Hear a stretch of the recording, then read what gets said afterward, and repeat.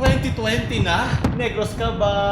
Boom! Maligayang kaarawan, Dr. Jose Rizal. Boom! Voltes magtanggol? Ang kauna-unahang meme department of the Philippines. Kumusta yung mga kansan? Ako nga pala si Mocha Frappuccino ang nagbabalik sa 2020 para magati na legit fake news sa Pilipinas. So ngayon, simulan natin mga balitang na kung na-miss nyo ba ako, diba tayo kasi babalik tayo ngayong taon at daanan na natin. Ngayon, unahin muna natin ang lahat ng mga 2020 ng mga memes ay pinakita nyo dahil balita sa iba to, di ba? Sa mga nag-aaral dyan, isang buwan nyo pa isusulat yung 2019 sa papel nyo hanggang makalimutan na utak nyo. Yan ang yan pa rin hanggang 2020 sinasabi ko sa inyo. Yan, saya. Na-excite na agad ako sa taong to. Woo! Maraming salamat, Kenneth. From Dale Panya. Paputok para sa New Year.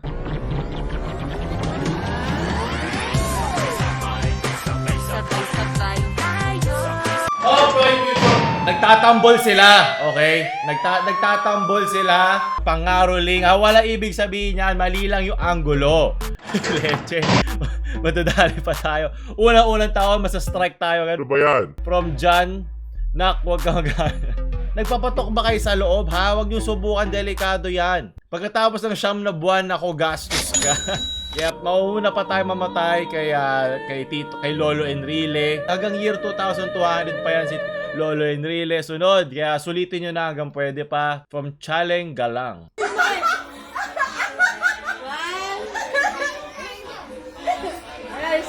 Hapon, tita, oh. Po. Nainis na si Lola. Ang tagal. Kabataan at heart. Ang sarap naman yan. Pahingin lumpia. Yan ang nagpamahal kay Lolo, di ba? Gusto ko, happy ka! Maraming salamat kay Lola. Sana marami ka pang bagong taon na daanan. Maya-maya na tayo magbalita, tinatamad pa ako. Penge naman dyan, ilaan ka dahil mo naman regalo. Tamang palo ka ngayon. Oo na, ito na. Palo kayo ngayon 2020. Yes. Buti ba yun, may tigi 1,000. Ito, walang tigi 1,000 sukot lang ang meron dito. Maraming salamat. Sunod, yan yung ninong mo na tumakbo. Last year. Nawala rin siya. Edited. Wow, yan naman gusto ko editing. Diba? Diabetes ang abot mo ngayong taon. Maraming salamat. Masarap ba ang mga inulam nyo last year, ha? Sigurado ko lahat kayo bumigat ng timbang. Sana may napunta rin sa utak, diba? Kailangan natin yan. Yan yung mga nagbabarilan sa labas, diba? Kanya-kanya silang baril, sigurado. Kasi syempre, ito mga regalo nila yung lahat, eh. Dumagdag pa yan sa ingay ng bagong taon. Pero at least, diba, puro torotot na lang tulad kanina. Diba? Walang matatanggalan ng daliri. Gamitin nyo na lang to sa ibang paputok. Sunod, bagyo nung Pasko. Tinatigil. Ayan na nga, nako. Pasok kayo, pasok. Pasok. May buhawi. Nako, laban ng katipunan na pala to. Yan o, ang ikot ang hangin. Anong ginagawa ni Kuya? Buhawi! Bakong nakawa kayo! Yan ako nga, nako. Buhawi yan o! Oh, balik yan, balik. Buhawi Slayer! Pasok, kontik lang. Bakit pa ginagawa niya? Huwag ka sana mabubuo. Hindi ko naiintindihan yung iba nilang salita, no? Makitranslate na lang. Ayun na, putik. Grabe ang sipag ni Kuya. Oh!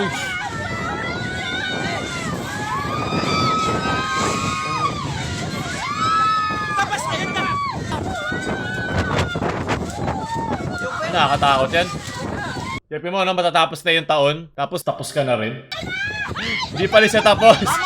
Mamalipad kayo, hirap. Ano ginagawa niya? Nako, yung aso mo. Bakali pa rin. Wala nga kayo! Ha? Hindi natin tinagayan! Kung hindi tinaga, dito ang daanon. Tama, kung di yan tinaga dito, ang daan. I mean, nagkataon na sinuwerte na, no? Pero please, wag niyo gawin yun. Delikado yun. At baka sa susunod, gawin niya uli yun dahil nangyari ngayon dito. baka isipin ng iba, dapat ganito gawin ko pag ganito yung nangyaring sa kuna sa susunod at madidisgrasya ka lang. Ito yung mga chance, mga once in a lifetime na nagkataon na hindi talaga doon yung daan, tapos ganun yung ginagawa, di ba? Speaking of mga natural phenomena, sunod na balita ngayon yung nangyari eclipse kamakailan, solar eclipse ha. Iba ang solar eclipse, iba ang lunar eclipse. Ang lunar eclipse, yung shadow nung mismong mundo ang tumatama dun sa buwan kasi nandito yung araw. From Felix Blibradilla. Balitang balita, may kuko. Yes, ang ganda ng camera niya. Kaya importanteng malaman yung siyensya sa likod ng mga yan. Kasi nung panahon noon, di ba, sa mga apokalipto, kung napanood yung movie na yun, yung pumapatay sila ng tao, iniisip kasi nila na sinasakripisyo nila yung para matanggal yung shadow o yung dilim na yon sa mundo. At syempre, pagdating ng panahon, natapos yung mga ganong tradisyon dahil nga nalaman na kung bakit eh. Pero hindi mo na maibabalik yung mga buhay na nawala dahil sa mga ganong superstition. So ngayon, di ba, tulad ng mga nangyari kanina, ginaganon-ganon niya, hindi yun safe. At baka isipin ngayon naman, gawin ko to ngayon pag may dumaan na buhawi. Nililipad na siya at namatay pa siya. Ibang buhawi. Ito yung araw na may nakataka sa pagtuli. Mas kailangan magsakripisyo ng isang batang supot tulad ng mga nagtatambol kanina. Ano to? From Jovic. Ano to? Hello? Hello, Eclipse. Maraming salamat. Sunod. I am Ayan, ito ang pinakamasakit. Ito yung Paclips. Okay, maraming salamat. Ito ang pinakawalang kwentang eclipse. Walang silbi. Diba? Para ako tinatakpan ko ngayon siya, matatapos na yung solar eclipse, lalabas siya. Sunod na balita, balitang balita. Ngayon naman, naging issue sa SB19 nung nag-post yan ng Hello Negros. We're now in your zone, yung sa Negros Occidental. Mga nagalit ng mga foreigners, so bakit daw sinabi Negros? Ito, meron na trigger. Sabi, imagine studying racist Asians. That's like me saying Chichong China. Gusto ko yung sa mga foreigners, lalo sa mga westerners, pag Asia, una agad nila naisip lalo ng mga naisip ay China. Kasi yun yung pinakamalaki, di ba? Basta Asia, China na yan. Hindi nila alam ang dami dahil pa may India, Pinoy, Korea, Japan. Napakarami pa mga tao doon na hindi Chinese. Dinedefend tayo ng iba nating kababayan na iba, ito yung ibig sabihin nun. That is the worst name anyone could have chosen for an island. Kung hindi ka ba isa't kalahating Palino. palo ka, mga foreigner nagpangalan ng lugar na yon. Okay, nung panahon na sila ang nananatili sa aming bansa, pakitranslate na lang to ha sa mga nag-i-English para dumating sa kanila. I-English-Englishin mo sa sarili kong bansa. Yata! I don't understand Tagalog because I'm a foreigner. Where do you get from this hospital to this hospital? Napakahirap ba umintindi ng lilimang salita? Saan? Tubig. Napaka-entitled kasi na porket pupunta kami dito mga westerners, dapat hindi na kami matuto kahit simpleng Tagalog. I see, I was highly offended. It could have been worded better. The fans should have clarify on their behalf. Demand an Asian boy band group to cater to your cultural context. Kasi una-una, magkaiba namin konteksto ng yung N-word ng sa mga West, sa Negros ng Pilipinas. Iba yung pagkakapronounce pa lang eh. Iba na agad yung diksyon, di ba? Nega, yung sa Nega, yung sa Korea naman, di ba? Lagi sila, kaya yung hirap pag feeling na mga sa West na nakapalibot sa kanila yung mundo, na parang sila yung bida dito sa mundong to. Hindi, okay, masyadong pa-importante ha. Sa dami ng mga dayuhan na nanatili dito sa Pilipinas, meron ng parang fetish ang most ng mga Pilipino na panakita ng foreigner, wow, ang galing, wow, nakakasila, wow, nag-i-English siya, siguro matalino siya. Hindi yung ganon. Dagdag puntos yun na hindi porket na, I'm speaking English all the time, I must be very smart. Hindi yung ganon. Kaya naging prinsipyo ko na magtagalog palagi sa mga video kasi nakakaumay na ng mga taglish. Kahit papaano, di ba? Subukan nyo magtagalog, subukan nyo magbisaya o kumpletuhin nyo yung lengguwahe pag nagsasalita kayo. Huwag nyo lagyan ng kahit anong parang like, yung mga ganun. Negros is a province of Philippines.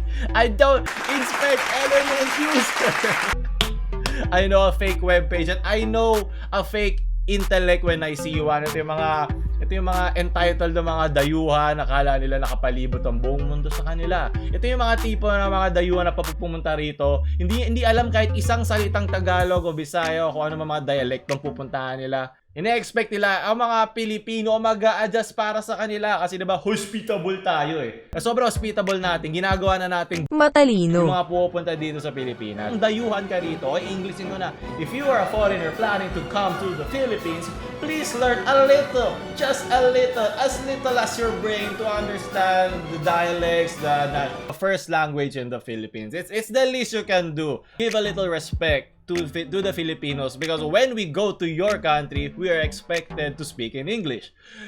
Respect begets respect, diba? Kung gusto mo ng respeto, kailangan mo mamigay ng respeto. Hindi namin didilaan ng mga paa nyo. Punyata! Sawang-sawa na kasi ako na parang laging tigas sa tigas sa mga Pilipino, sa mga dayuhan. Hindi mo naman kailangan maging super nationalistic. Oh, lahat ng Pinoy na nakakatuwa. Pinoy ako, lahat dapat Pinoy. Hindi naman kailangan ganun na masyado kang nationalistic. Dapat kritiko ka sa sarili mo at kritiko sa lahat ng bayan. Kasi doon ka lalaki bilang isang tao, bilang isang Pilipino. So ayun, ang haba nung rant na yun, dapat ibiano ka lang yun. So yun nga sa SB19.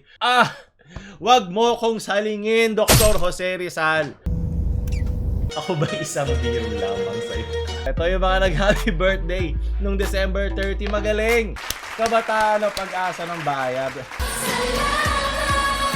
Yung ginawa ko, wow, ang galing mo na mag-meme, Paolo. Nakita ko to lagi sa Twitter. Yung mga squammy doon na gusto lang maki-hashtag or maki-mema lang na merong masabi. Diba? Oh, ano, Pilipino ako eh. Baka siya hindi ko alam.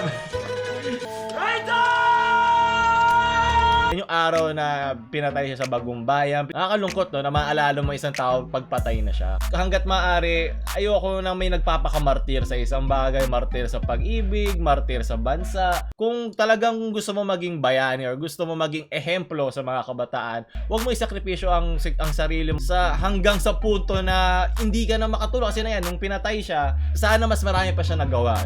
Mas practical lang ako mag-isip. Kumbaga tapos na ang panahon na kailangan mo isakripisyo ang sarili mo para sa isang prinsipyo, 'di ba? Kung talagang mahal mo ang bansa mo, mahal mo ang isang bagay, siguraduhin mo may matitira para sa iyo, para sa pangkalahatan, sa pangkabuluhan na plano mo sa buhay, mas marami kang magagawa at mas marami kang maitutuloy. Sa marami pa, hindi lang naman sa ganitong konteksto at hindi lang naman siya ang bayani ng Pilipinas, marami pang iba. Sunod!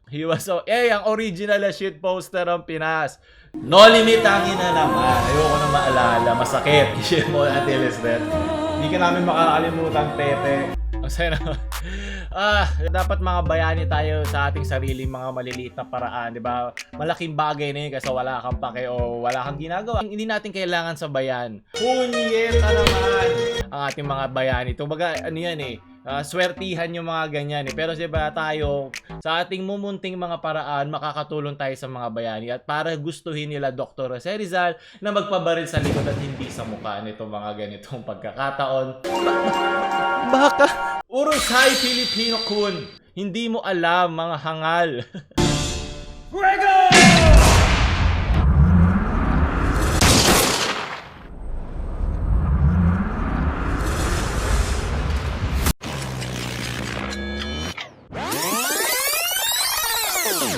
Salulino, magpadala ka ng couch. Meron bang parang voting na naman si ML48? Kulin pa din tayo. O ML48 dyan, follow kayo dito. Nanonood si ML48 dyan. Follow ka ngayon, tita. Magpaluan tayo. Pampamilya po kami channel. Hindi mo ako madadaan sa palo. Praktisado na ako sa palo. Tita dyan, maraming salamat at sinusuporta mo ang channel. Palo ang talulot ng mga sakura nyo. Jojo Tomate Kudasai. Ilang taon na ba kayo?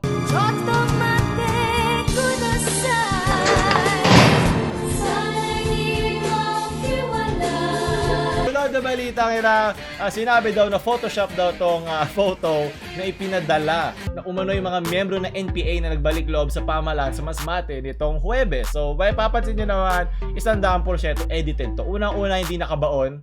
Una, walang shadow yung paa. Pangalawa, putol yung lecheng paa. Siguro naman enough na to na edited to. Pero hindi naman porket edited siya, hindi siya totoo. Syempre, mga mga news sites. So, bago kailangan nila magpakita ng litrato, baka wala silang magandang shot ng mga tao doon or magkaiba. Kasi makikita mo naman yung mismong cropping dito sa side na to, sa may ibabaw, na pabilog. So, ibig sabihin, hindi na to in-smooth. Ito lang yung original dito. Itong lalaking to. Yan lang yung original dyan. Pinatong nila to siguro galing sa ibang photo. Ang lungkot pag armas lang yun nandun, di ba? So, hindi naman ibig sabihin nun, hindi siya totoo.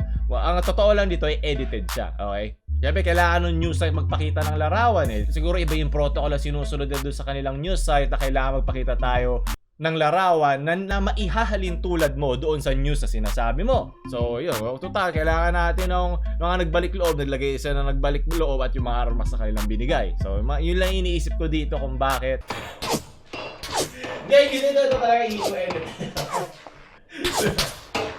Ito mga arma na to, ano yan, yung mga laruan na nakuha nila nung Pasko, di ba? Nakikipagbarilan na yan sa mga bata sa labas, mga pellet gun, ping. Dahil tumasya na ako, kailangan ko to ipasok, nakita ko lang sa newsfeed. Ay, Paskuhan 2019, Dapitan Gate. Mas mahirap na ngayon, no? Kasi pwede na ata isang tumasyan, isang hindi tumasyan. Dati talaga tumasyan lang, alam ko yun, nung panahon ko. Sunod, maraming salamat from Danny. Masarap ang, masarap ang handaan ngayon sa Masbate. Suko na rin tiyan ko nung yung bagong taon at Kapaskuhan, hindi ko na kaya.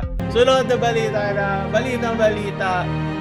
Ang Department of Health, ang pinakaunang meme department ng Pilipinas. Kasi kung mapapansin nyo sa kanilang mga photos recently na pinopost regarding sa safety, puro mga memes. At hindi dapat yan matutuwa ka pa. Ibig sabihin ng dahan-dahan na nag-a-adapt ang isang, isipin mo na lang boomer to mga ganitong klaseng page. Alam mo, matatanda humahawak nito. Kaya shoutout sa mga intern, mga bagong pasok na empleyado dyan, na below 25 years old, na at least diba, alam nila yung mga memes, alam nila kung paano gamitin. At ang importante lang naman dito ay awareness, diba? Na nagiging safe na ang mga bata, diba? Yun naman ang importante dito. Kahit sa paanong paraan, basta makakatulong ka. Ayaw mawala ng daliri.